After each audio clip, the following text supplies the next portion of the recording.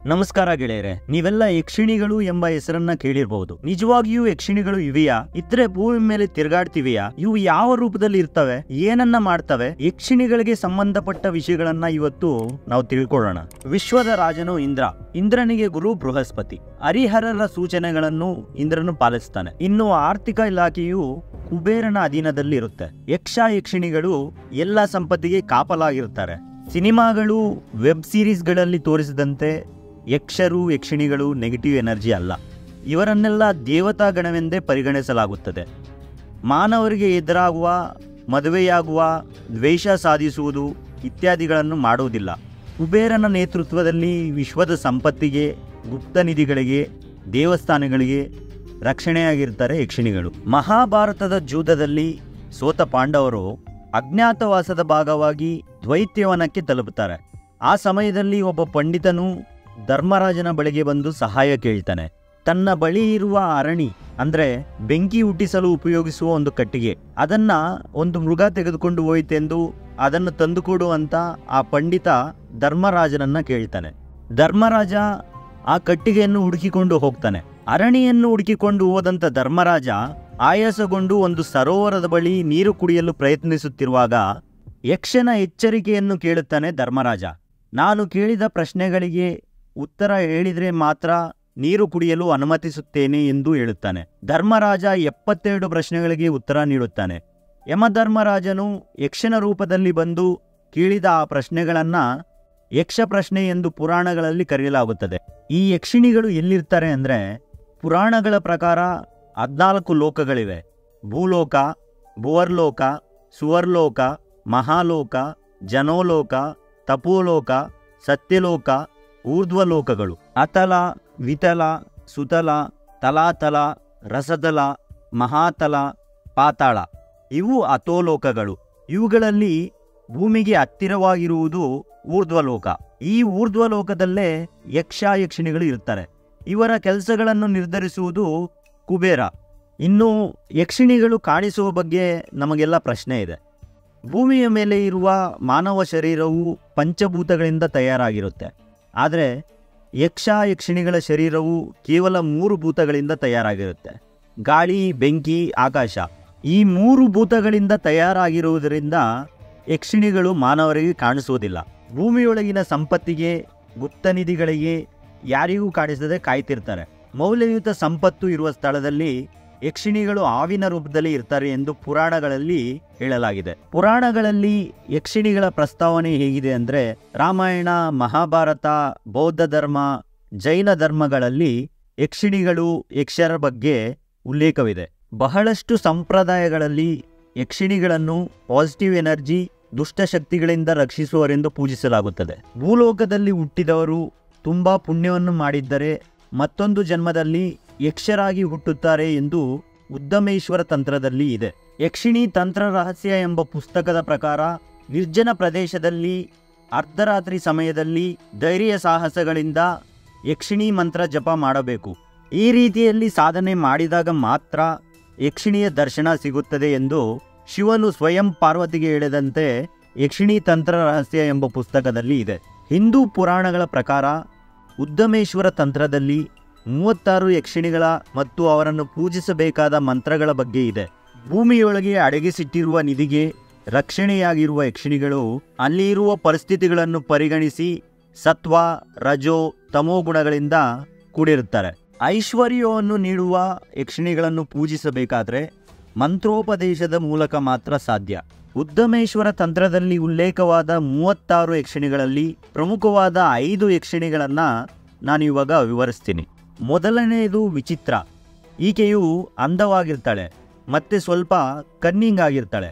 ಈಕೆಗೆ ಸಂಬಂಧಿಸಿದ ಮಂತ್ರ ಸಾಧನೆ ಮಾಡಿದರೆ ಆಕೆ ಪ್ರತ್ಯಕ್ಷವಾಗಿ ನಮ್ಮ ಕನಸುಗಳನ್ನು ಈಡೇರಿಸ್ತಾಳೆ, ನಮ್ಮನ್ನ ಶ್ರೀಮಂತನನ್ನಾಗಿ ಮಾಡ್ತಾಳೆ.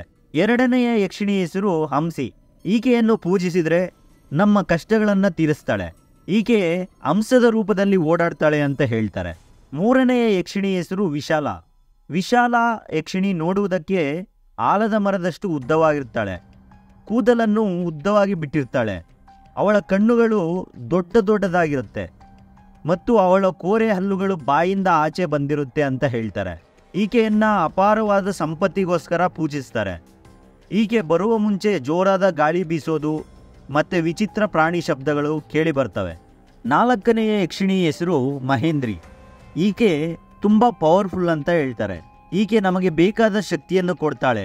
ಗಾಳಿಯಲ್ಲಿ ಹಾರೋದು, ನಮ್ಮಲ್ಲಿರುವ ದೊಡ್ಡ ಕಾಯಿಲೆಗಳನ್ನು ಸಹ ವಾಸಿ ಮಾಡುವ ಶಕ್ತಿ ಉಳ್ಳವಳು, ಮತ್ತು ಸತ್ತಿರೋರನ್ನು ಸಹ ಬದುಕಿಸುವ ಶಕ್ತಿ ಉಳ್ಳವಳು ಈಕೆ. 5ನೆಯ ಯಕ್ಷಿಣಿ ಕಾಮೇಶ್ವರಿ. ಈಕೆಯನ್ನು ಪ್ರಸನ್ನ ಮಾಡಿಕೊಂಡ್ರೆ ವಜ್ರ ವೈಡೂರ್ಯಗಳನ್ನು ಕೊಡ್ತಾಳಂತೆ. ಅಷ್ಟೇ ಅಲ್ಲ, ಯಾವುದೇ ಮೆಟಲ್ನ ಬಂಗಾರ ಅಥವಾ ಬೆಳ್ಳಿಯನ್ನಾಗಿ ಮಾರ್ಪಾಡು ಮಾಡುವ ಶಕ್ತಿಯನ್ನು ಸಹ ಕೊಡ್ತಾಳಂತೆ. ಇನ್ನು ಜೈನ ಧರ್ಮದ ಪ್ರಕಾರ ಅಭಿಧಾನ ಚಿಂತಾಮಣಿ ಗ್ರಂಥದಲ್ಲಿರುವಂತೆ ಪಂಚಾಂಗುಲಿ, ಚಕ್ರೇಶ್ವರಿ, ಜ್ವಾಲಾಮಾಲಿನಿ, ಬಹುರೂಪಿಣಿ, ಪದ್ಮಾವತಿ ಸಹ 25 ಯಕ್ಷರು ಇರುತ್ತಾರೆ. ಇವರು ಜೈನ ದೇವಾಲಯಗಳನ್ನು ಸಂರಕ್ಷಿಸುತ್ತಾರೆ. ಇವರನ್ನೆಲ್ಲ ಜೈನ ತೀರ್ಥಂಕರರ ಸಂರಕ್ಷಣಾ ದೇವತೆಗಳೆಂದು ಪರಿಗಣಿಸಲಾಗುತ್ತದೆ. ಇನ್ನು ಬೌದ್ಧ ಧರ್ಮದ ಗ್ರಂಥಗಳ ಪ್ರಕಾರ ಯಕ್ಷಿಣಿಗಳು 69 ಮಂದಿ ಇರ್ತಾರೆ. ಭಾರತ್, ಸಾಂಚಿ, ಮಧುರಾ ಈ 3 ಸ್ಥಳಗಳಲ್ಲಿ ಇರುವ ಬೌದ್ಧ ಸ್ತೂಪಗಳ ಮೇಲೆ ಯಕ್ಷಿಣಿಗಳ ಪ್ರತಿಮೆಗಳನ್ನು ಕೆತ್ತಲಾಗಿದೆ. ಬೌದ್ಧ ಸ್ಮಾರಕ ಕಟ್ಟಡಗಳಲ್ಲಿ ಅಲಂಕಾರವಾಗಿ ಯಕ್ಷಿಣಿಗಳು ಇರ್ತಾರೆ. ಇನ್ನು ಚೀನಾ, ಜಪಾನ್, ಥಾಯ್ಲ್ಯಾಂಡ್, ಮಯನ್ಮಾರ್ನಲ್ಲಿ ಯಕ್ಷಿಣಿಗಳನ್ನು ದೇವಾಲಯಗಳಿಗೆ ಸಂರಕ್ಷಕರಾಗಿ ನಂಬುತ್ತಾರೆ. ಇನ್ನು ನಮ್ಮೆಲ್ಲರ ಪ್ರಶ್ನೆ, ಯಕ್ಷಿಣಿಗಳು ಒಳ್ಳೆಯವರ ಕೆಟ್ಟವರ? ಯಕ್ಷಿಣಿಗಳು ಕೇವಲ ಅರ್ಧರಾತ್ರಿ ಮಾತ್ರ ಸಂಚರಿಸ್ತಾರೆ. ಆದ್ದರಿಂದ ಇವರನ್ನು ನೆಗೆಟಿವ್ ಎನರ್ಜಿ ಎಂದು ಪರಿಗಣಿಸ್ತಾರೆ.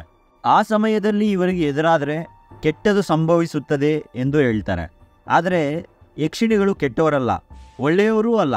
ಸಾಧಕರು, ಸಿದ್ಧರು, ಪೂಜಿಸುವವರ ಮನದಾಸೆಯ ಆಧಾರದ ಮೇಲೆ ಯಕ್ಷಿಣಿಯ ವರ್ತನೆ ಆಧಾರವಾಗಿರುತ್ತದೆ. ಯಕ್ಷಿಣಿಗಳನ್ನು ಪ್ರಸನ್ನಗೊಳಿಸಲು ತಾಂತ್ರಿಕ ಪೂಜೆಗಳ ಮೂಲಕ ಮಾತ್ರ ಸಾಧ್ಯ.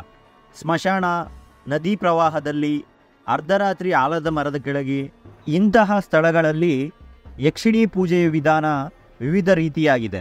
ಸರಿಯಾಗಿ ಮಾಡಿದರೆ ಅದ್ಭುತ ಫಲಿತಾಂಶಗಳನ್ನು ಪಡೆಯಬಹುದು.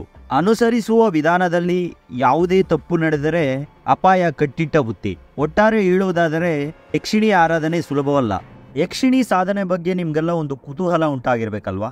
ಯಕ್ಷಿಣಿ ಸಾಧನೆ ಒಂದು ತಾಂತ್ರಿಕ ಪೂಜೆ. ಪೂಜೆಗಳನ್ನು ಮಾಡಿ ನಾವು ಯಕ್ಷಿಣಿಗಳನ್ನು ವಶಪಡಿಸ್ಕೋಬಹುದು. ಇದರಿಂದ ನಾವು ಜೀವನದಲ್ಲಿ ಏನು ಬೇಕೋ ಅದನ್ನು ಸಾಧಿಸಬಹುದು. ಫಾರ್ ಎಕ್ಸಾಂಪಲ್, ನಮಗೆ ದುಡ್ಡು ಬೇಕು ಅಂದರೆ ದುಡ್ಡಿಗೆ ಸಂಬಂಧಿಸಿದ ಯಕ್ಷಿಣಿಯನ್ನು ವಶಪಡಿಸ್ಕೋಬೇಕಾಗುತ್ತೆ. ಇಲ್ಲ, ನಾವು ಕಷ್ಟದಲ್ಲಿದ್ದೀರಿ, ನಮ್ಮ ಕಷ್ಟಗಳನ್ನು ತೀರಿಸಬೇಕು ಅಂದರೆ ಕಷ್ಟಗಳನ್ನು ತೀರಿಸುವಂಥ ಯಕ್ಷಿಣಿಯನ್ನು ವಶಪಡಿಸ್ಕೋಬೇಕಾಗುತ್ತೆ. ಯಕ್ಷಿಣಿಗಳು ತುಂಬ ಪವರ್ಫುಲ್ ಮತ್ತು ಅವರನ್ನು ಸಾಧನೆ ಮಾಡೋದು ವೆರಿ ಡೇಂಜರಸ್ ಮತ್ತು ತುಂಬ ರಿಸ್ಕ್ ಆಗಿರುತ್ತೆ. ಇದರಲ್ಲಿ ಯಾವ ರೀತಿ ಸಾಧನೆಗಳಿದ್ದಾವೆ ಅಂತ ನಾನು ಈಗ ಎಕ್ಸಾಂಪಲ್ಸ್ ಹೇಳ್ತೀನಿ. ನಂಬರ್ 1, ವಿಭ್ರಮ. ಈಕೆ ತಮೋಗುಣಕ್ಕೆ ಸಂಬಂಧಿಸಿದ ಯಕ್ಷಿಣಿಯಾಗಿರ್ತಾಳೆ. ಈಕೆಯನ್ನು ಪೂಜಿಸುವ ವಿಧಾನ ತುಂಬ ಕಷ್ಟಕರವಾಗಿರುತ್ತೆ. ನಾವು ಬೆಂಕಿಯ ಮುಂದೆ ಕುಳಿತು ನಮ್ಮ ಮೈ ಮೇಲೆ ಯಾವುದೇ ಬಟ್ಟೆ ಇಲ್ಲದೆ ಆಕೆಯ ಮಂತ್ರವನ್ನು 20,000 ಬಾರಿ ಜಪಿಸಬೇಕಾಗುತ್ತದೆ. ನಂತರ ಅದೇ ಮಂತ್ರವನ್ನು ನಮ್ಮ ತೋರು ಬೆರಳಿನ ಸಹಾಯದಿಂದ ನೆಲದ ಮೇಲೆ 20,000 ಸರಿ ಬರೆಯಬೇಕಾಗುತ್ತದೆ. ನಂಬರ್ 2, ರತಿಪ್ರಿಯ. ಈಕೆ 3 ಗುಣಗಳಲ್ಲಿ ಸತ್ವಗುಣಕ್ಕೆ ಸೇರಿದ ಯಕ್ಷಿಣಿಯಾಗಿರ್ತಾಳೆ.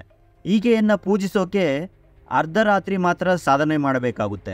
ರಾತ್ರಿ 12 ಗಂಟೆಯಿಂದ 3:30 ಒಳಗೆ ಈಕೆಯನ್ನು ಪೂಜಿಸಬೇಕಾಗುತ್ತದೆ. ಒಂದು ಅರಿಶಿಣದ ಬಟ್ಟೆಯನ್ನು ತೆಗೆದುಕೊಂಡು ಆ ಬಟ್ಟೆಯ ಮೇಲೆ ಆಕೆಯ ಚಿತ್ರವನ್ನು ಬಿಡಿಸಿ ಆ ದೀಪವನ್ನು ಹಸುವಿನ ತುಪ್ಪದಿಂದ ಬೆಳಗಿಸಬೇಕಾಗುತ್ತದೆ. ನಂತರ ಆಕೆಗೆ ಸಂಬಂಧಿಸಿದ ಮಂತ್ರವನ್ನು 45,000 ಸಾರಿ ಜಪಿಸಬೇಕಾಗುತ್ತದೆ. ನಂತರ ಅದೇ ಮಂತ್ರವನ್ನು ನೀರಿನ ಮೇಲೆ 5,000 ಸರಿ ಬರೆಯಬೇಕಾಗುತ್ತದೆ. ಅದು ಸಹ ಕೇವಲ 3 ಗಂಟೆಗಳಲ್ಲಿ ಮಾಡಬೇಕು. ಒಂದು ಯಕ್ಷಿಣಿಯನ್ನು ಪೂಜಿಸಬೇಕಾದರೆ ನಾವು ಅವರನ್ನು ತಾಯಿ, ತಂಗಿ ಅಥವಾ ಹೆಂಡತಿಯಂತೆ ನಂಬಿ ಪೂಜಿಸಬೇಕಾಗುತ್ತದೆ. ಫಾರ್ ಎಕ್ಸಾಂಪಲ್, ತಾಯಿ ಅಂದುಕೊಂಡು ಪೂಜಿಸಿದರೆ ಆಕೆ ನಮಗೆ ರಾಜಯೋಗವನ್ನು ಪ್ರಸಾದ ಮಾಡ್ತಾಳಂತೆ. ಇದೆಲ್ಲ ಜಸ್ಟ್ ಇನ್ಫಾರ್ಮೇಷನ್ಗಾಗಿ ಹೇಳಿದ್ದೀನಿ. ನಾನು ಹೇಳಿರೋ ವಿಷಯ ಇಷ್ಟವಾಗಿದ್ರೆ ನನ್ನ ಚಾನಲ್ಗೆ ಸಬ್ಸ್ಕ್ರೈಬ್ ಮಾಡಿ ಮತ್ತು ಶೇರ್ ಮಾಡಿ. ಧನ್ಯವಾದಗಳು.